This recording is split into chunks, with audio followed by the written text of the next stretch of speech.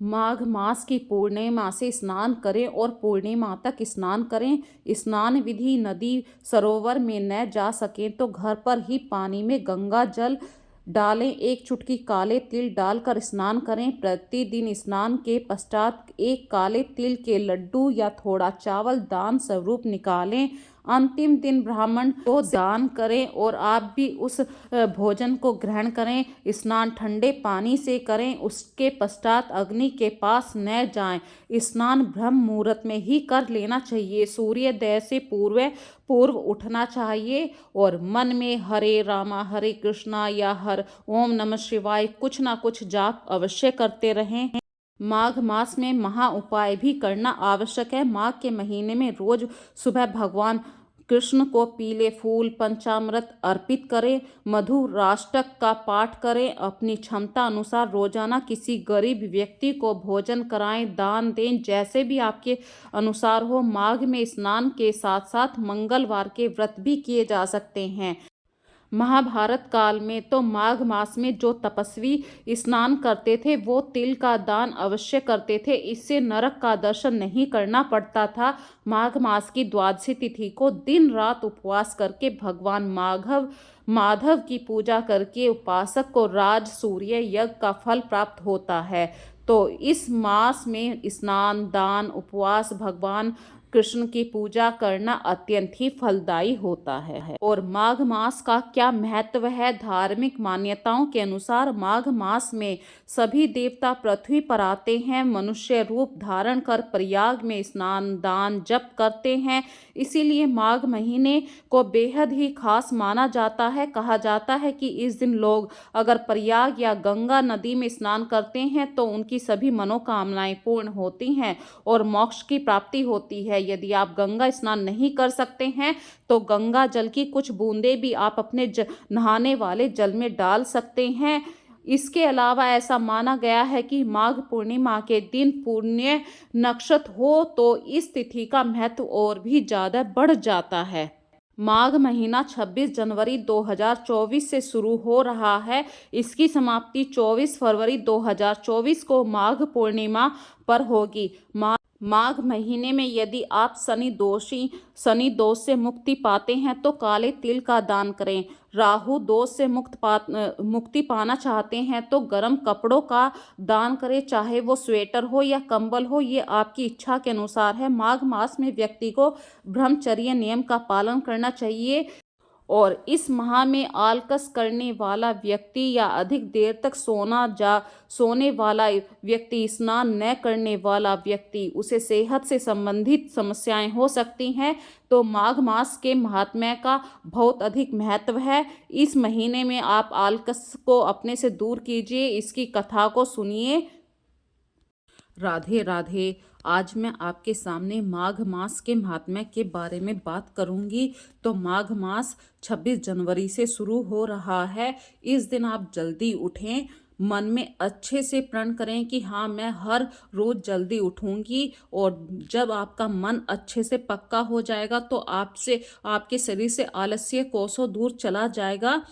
ठंडे पानी में स्नान करें, उसमें थोड़े से गंगा जल के छींटे डाल लें और भगवान शिव का नमन करते रहें। तो चलिए करते हैं माघ मास महात्म्य की कहानी का इस प्रारंभ। सारे संसार के कर्ता श्री भगवान विष्णु, देवी सरस्वती और श्री गुरु जी के चरण कमलों में नमस्कार करके मैं माघ मास महात्म्य भाषा की रचना करता हूँ। एक समय श्री सूत जी ने अपने गुरु श्री व्यास जी से कहा कि गुरुदेव कृपा करके आप मुझसे माघ मास का महात्म्य कहिए, क्योंकि मैं आपका शिष्य हूँ। व्यास जी कहने लगे कि हे रघुवंश के राजा दिलीप, एक समय यज्ञ के स्नान के पश्चात पैरों में जूते, सुंदर वस्त्र पहनकर, शिकार की सामग्री से युक्त कवच और शोभायमान आभूषण पहने हुए अपने सिपाहियों से घिरे हुए जंगल में शिकार खेलने के लिए अपनी नगरी से बाहर निकले। उनके सिपाही जंगल में शिकार के लिए मृग, व्याघ्र, सिंह आदि जंतुओं की तलाश में इधर उधर फिरने लगे। उस वन में वनस्थली अत्यंत शोभा को प्राप्त हो रही थी। वन में कहीं वृक्षों पर मोर नाच रहे थे, कहीं कहीं मृगों के झुंड फिरते थे, कहीं कहीं गीदड़ अपना भयंकर शब्द कर रहे थे, कहीं गैंडों का समूह हाथियों के समान फिर रहा था, कहीं वृक्षों के कटोरों में बैठे हुए उल्लू अपना भयानक शब्द कर रहे थे, कहीं सिंहों के पद चिन्हों के साथ घायल मृगों के रक्त से भूमि लाल हो रही थी, कहीं दूध से भरी थनों वाली सुंदर भैंसें गायें फिर रही थी, कहीं पर सुगंधित पुष्प हरी भरी लताएं वन की शोभा को बढ़ा रही थी, कहीं बड़े बड़े पेड़ खड़े थे तो कहीं पर उन पेड़ों पर बड़े बड़े अजगर और उनकी कैचलियां भी पड़ी थी। उसी समय राजा के सिपाहियों के बाजे की आवाज सुनकर एक मृग वन में से निकलकर भागने लगा और बड़ी बड़ी चौकड़ियां भरता हुआ आगे बढ़ा। राजा ने उसके पीछे अपना घोड़ा दौड़ाया, परंतु मृग पूरी शक्ति से भागने लगा। मृग कांटेदार वृक्षों के एक जंगल में घुसा। राजा ने भी उसके पीछे वन में प्रवेश किया, परंतु दूर जाकर मृग राजा की दृष्टि से ओझल होकर कहीं निकल गया। राजा निर्जल वन में अपने सैनिकों को सहित प्यास के मारे अति दुखी हो गया। दोपहर के समय अधिक मार्ग पर चलने से सैनिक थक गए और घोड़े रुक गए। कुछ थोड़ी देर बाद राजा ने एक बड़ा भारी सुंदर सरोवर देखा जिसके किनारों पर घने वृक्ष थे। इसका जल सज्जनों के हृदय के समान स्वच्छ और पवित्र था। सरोवर का जल लहरों से बड़ा सुंदर लगता था। जल अनेक प्रकार के जल में जंतु मछलियां आदि स्वच्छंदता से इधर उधर फिर रही थी। दुष्टों के समान निर्दयी चित्त वाले मगरमच्छ भी थे।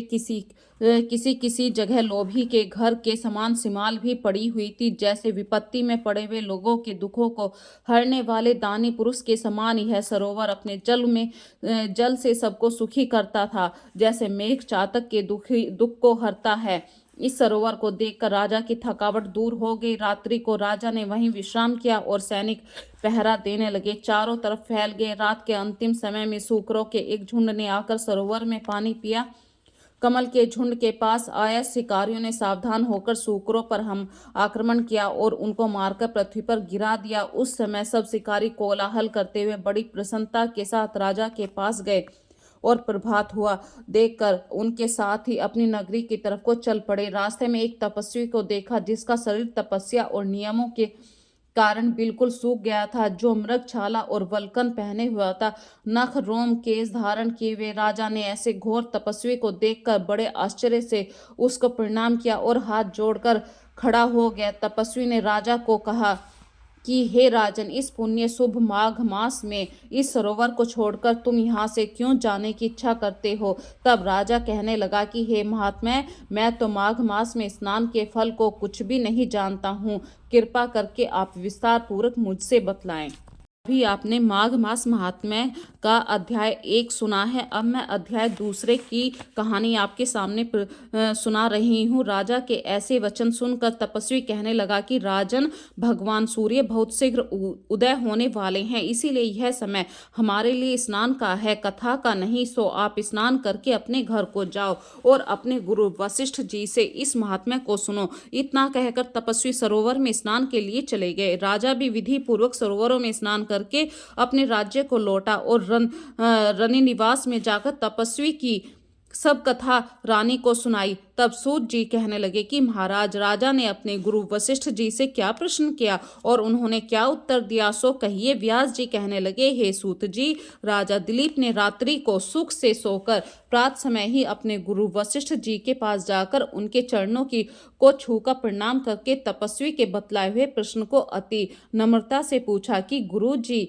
अपने आचार, दंड, नीति, राज्य, धर्म, चारों वर्णों के चारों आश्रमों की क्रियाओं, दान, उनके विधान, यज्ञ, उनकी विधियां, व्रत, उनकी प्रतिष्ठा तथा भगवान विष्णु की आराधना अनेक प्रकार से तथा विस्तार पूर्वक मुझको बतलाई।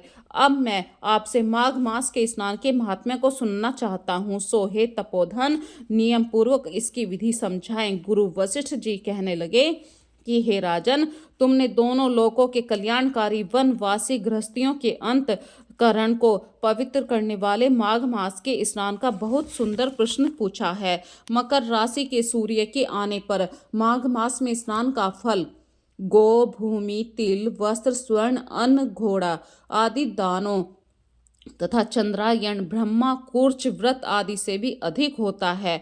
बैसाख तथा कार्तिक में जप, दान, तप, यज्ञ बहुत फल देने वाले होते हैं, परंतु माघ मास में इसका फल बहुत अधिक होता है। माघ में स्नान करने वाले पुरुष राजा मुक्ति के मार्ग को जानने वाला होता है। दिव्य दृष्टि वाले महात्माओं ने कहा कि जो मनुष्य माघ मास में सकाम भगवान के निमित्त नियम पूर्वक माघ मास में स्नान करते हैं वह अनंत फल प्राप्त करते हैं। उनको शरीर की शुद्धि, प्रीति, ऐश्वर्य, चारों प्रकार के फलों की प्राप्ति होती है। अदिति ने 12 वर्ष तक मकर संक्रांति में अन्न त्याग कर स्नान किया। इससे तीनों लोकों को उज्जवल करने वाले 12 पुत्र उत्पन्न हुए।